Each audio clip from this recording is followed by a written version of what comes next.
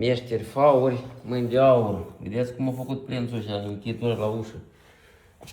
Ia, vă place? Interesantă, vei? Nu știu cât a chitat plențul, că e mai ieftin, că e mai scump. Eu asta nu știu, că ori mai ieftin, că ori mai scump, asta nu știu. Dar în orice caz, plențul le-a spus super, vedeți? Uite și colțurile și eu. Ia uitați-vă și colț frumos.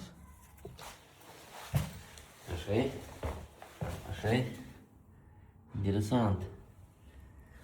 Apartamentul e nou, e lux așa, ca cum spune. Apartamentul e lux, dar prențurile nu au avut parte de meșteri, așa că noi trebuie să le scoatem toate. Le scoatem.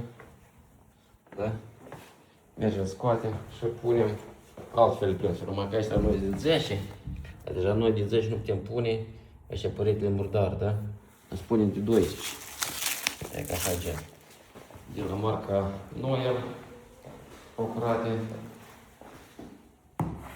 De decor în mai din Belgium. Asta le montăm. De seara vă arătăm total cum trebuie să fie plinta ideală. Nu se face așa, cine mai face așa? E frumos.